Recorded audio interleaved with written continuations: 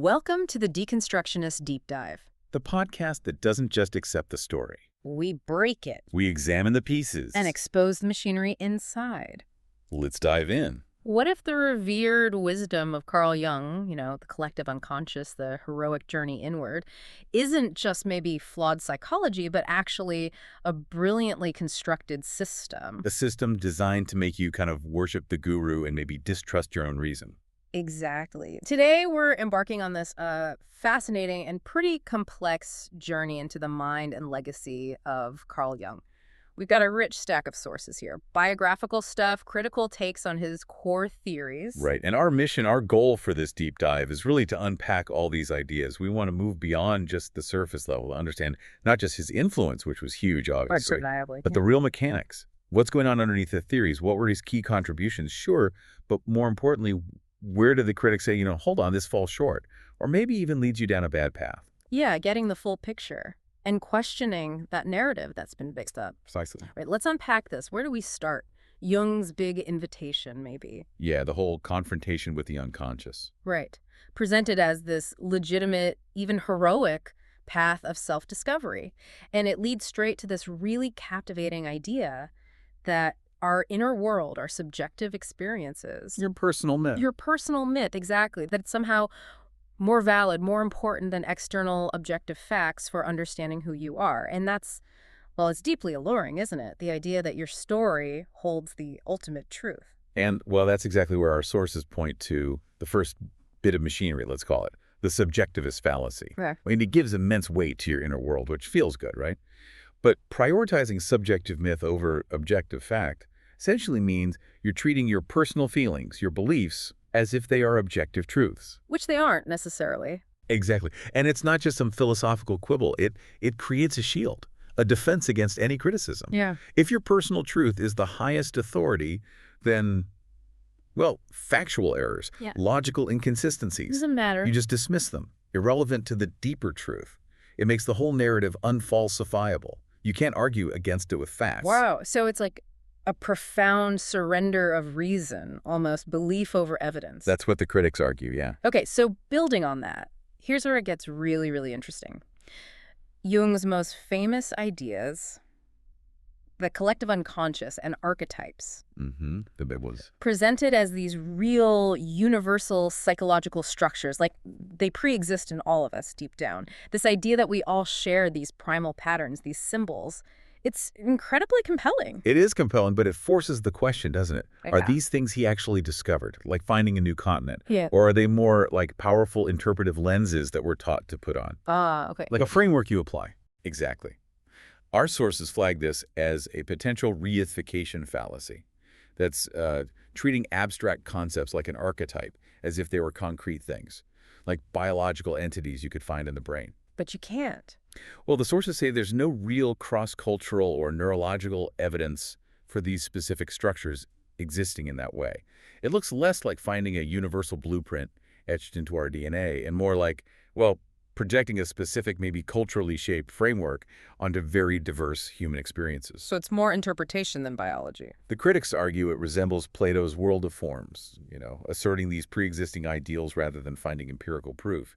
What we have are compelling stories, not hard biological evidence. Okay. And this ties into how his life story is often told, right? Like those childhood experiences, the stone he was fascinated by, or the mannequin. Yeah, those are often presented as these valid premonitions of his later theories, like proof of their universality starting from his own childhood. And then there's the legendary Red Book, often framed as this sacred, almost mystical text containing the seeds of his most important work. It definitely adds to the mystique, suggests this unique, almost prophetic genius. And here our sources point to the machinery of confirmation bias and hindsight biases. Oh, so? Well, those childhood events, they get retroactively fitted, you see, to support the later theories. A kid being fascinated by a rock or a doll, that's pretty universal, actually. It doesn't necessarily prefigure a complex psychological model. Right. It's reading meaning backward. Exactly, like finding significance in random dots after you've already decided what constellation you're drawing. And the Red Book, look, artistically, visionarily rich, sure, but its status as a sacred text the sources suggest, that's cultivated more by its mystery, its age, the way it was kept private. Not by scientific peer review. Definitely not. And this romanticizing of his intense internal process, sometimes it's even framed as a kind of heroic psychosis that can actually obscure critical analysis. It sort of invites us to equate mental crisis with deep insight. And maybe grant unchecked authority to those who claim they've, journeyed into the abyss and come back with answers. Precisely. It sets up the guru figure. Okay, so connecting this outwards, Mm-hmm. what about his wider influence? His theories really took off, partly because of that famous break with Freud. Mm-hmm. The big split. And our sources often frame this as Jung moving beyond Freud's supposedly reductive focus on sexuality, moving towards a more expansive, maybe more correct view, incorporating spirituality and culture. It's often painted as this liberation. From the merely biological into the transcendental, yeah. Right. But this characterization, often a classic straw man argument. Explain that. That's when you misrepresent your opponent's position, make it seem weaker or simpler than it is, just so you can easily knock it down. Freud's theories were way more complex than just sex. They evolved too, didn't they? Absolutely, significantly over his career. So our sources suggest this framing really oversimplifies a very complex intellectual divorce. It makes Jung's spiritual expansion seem way more compelling, rather than a messy disagreement maybe influenced by power struggles, personality clashes, a desire to carve out his own turf. So it's a strategic narrative. Elevate Jung by simplifying Freud. Pretty much. A useful story for building a brand. Okay. And beyond these specific concepts, Jung's big appeal, I think, lies in that grand synthesis he created. Yeah, pulling it all together. Psychiatry, mythology, alchemy, Eastern philosophy, weaving it all into this single, seemingly coherent system. Analytical psychology. He even gave us those universal personality types like introvert, extrovert. Which everyone knows now. Exactly. And the ultimate goal for many followers is individuation, achieving the integrated self. It's this really holistic vision that promises deep self-understanding, self-realization. And that breadth is impressive, no doubt. But some bits need a closer look, like those universal personality types, foundational for things like the Myers-Briggs test. Hugely popular. Hugely popular. But they face significant criticism in academic psychology. Issues with reliability, validity. Our sources call this the typological fallacy. Meaning? Boxing fluid, complex human behavior into these really rigid categories. Yeah. People are just too adaptable, too changeable to be neatly sorted into fixed boxes like that. So it simplifies things too much. Arguably, yes. And there's another mechanism identified in the sources related to his synthesis, particularly with things like alchemy. They call the alchemical switcheroo. The what? The alchemical switcheroo. It's basically taking obscure historical practices, things that were maybe even scientific dead ends like alchemy, and sort of transforming them, reinterpreting them as these profound secrets. Secrets that only. Only a specialized interpreter of the Jungian analyst, the guru, can truly decipher. It teaches us to mistake obscurity for depth. It keeps you dependent on the decoder. Okay. That makes sense. So now, we should probably turn to some of the, let's say, more uncomfortable aspects of Jung's work. Yeah, the shadow side, if you will. Right. Our sources highlight his assertions about primitive or non-Western cultures, like the Pueblo people or tribes he visited at Mount Elgon in Africa. He suggested they were somehow closer to a universal, eternal psychological truth. It evokes this image, doesn't it? Untouched wisdom, pristine minds. But this is where our sources point to the noble savage trope and a colonial gaze. Okay, break those down. The noble savage idea is that romanticized concept that primitive people are inherently purer, wiser, less corrupted than civilized folk. The colonial gaze then takes that and strips these indigenous cultures of their own specific history, their context. Using them as evidence for his theories? Essentially, yes. Yeah. Using them as a mirror for Jung's own ideas. It becomes this kind of intellectual colonialism, imposing Western frameworks instead of trying to understand these cultures on their own terms. And modern anthropology completely rejects that kind of hierarchy, right? Absolutely. It emphasizes understanding cultures in their own context, not ranking them on some scale towards a Western ideal. It's a deception, really, denying the full modern humanity of others for the sake of a convenient theory. Okay. And this leads us to arguably the most contentious point, Jung's statements on race and nationality, which his defenders often frame as just objective observations. Yeah, just noticing distinctions in racial and national psychology. That's the line. But our sources argue this is a clear case of suppressed evidence. Meaning they leave something out. Critically important context. This framing deliberately ignores the time period, the 1930s, when these kinds of distinctions were the exact language being used by Nazi racial ideology. Wow, okay. So, to call Jung's statements from that era merely neutral observations is, according to these critics, an attempt to whitewash deeply problematic ideas expressed at a critical historical moment. It effectively aligns him with the scientific racism, the social Darwinism of the time. And it shows how these pseudoscientific categories, like racial psychology, can be used by, well, authorities or states to categorize and control people. Exactly.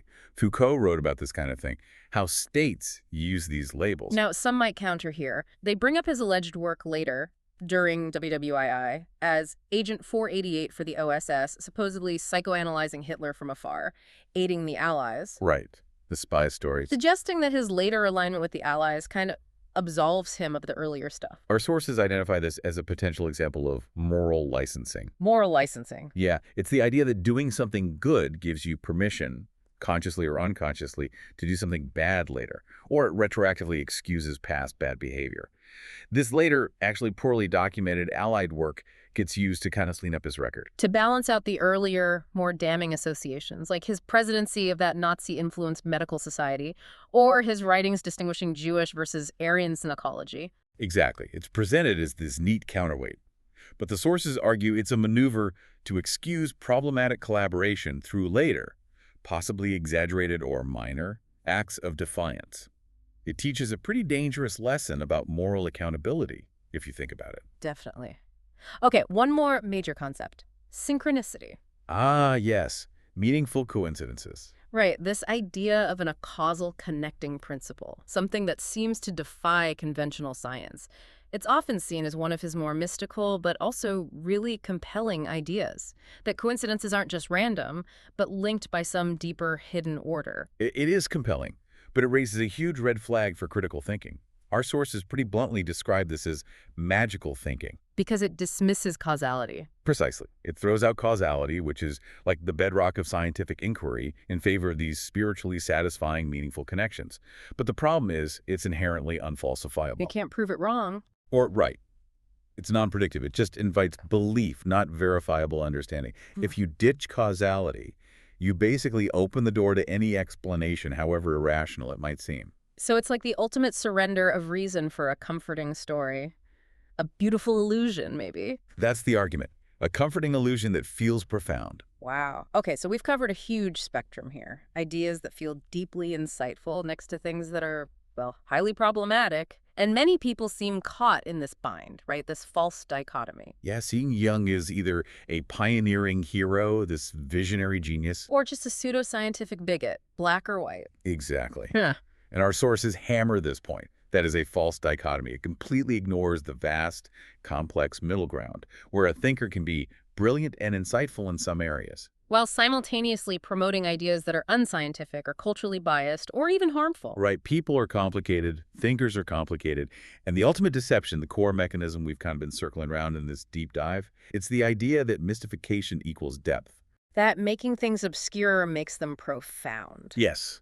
That truth isn't found in clear, verifiable evidence that everyone can access and debate, but in these obscure, symbolic, unverifiable visions that only a special few, the self-appointed guru class, can interpret for you. Jung's whole edifice, as these critics present it, seems built on that premise, that the really important realities are hidden, symbolic, and you need his special key, his interpretive framework to unlock them. And that teaches us a dangerous lesson. It teaches us to recognize those mechanisms that can lead us to surrender our most basic tool, reason, your mind, your psyche. It's not some mythological battleground of ancient archetypes waiting for a Jungian priest to decode it all. It's yours. It is yours. Unique, flawed, powerful. The call here is to reject the gurus offering hidden truths accessible only through them. This deep dive really shows how powerful these narratives, especially when cloaked in the language of psychology, can be in shaping how we see ourselves in the world. It's really about being truly informed, isn't it? Rather than just buying into a compelling story because it feels deep. Absolutely. Seeing the machinery behind the magic. And that's our deep dive for this week. Remember, the most dangerous illusion is the one you don't know you're in. But now you know. So here's our question for you. So we've torn apart the myth of Carl Jung. What is the one idea, maybe not even Jung related, but any idea you've held on to that you're finally ready to put on the chopping block after this discussion? What narrative are you ready to question? Let us know in the comments. Question the narrative, deconstruct the dogma, see the system. We'll see you next time. Stay skeptical. Thank you for joining us.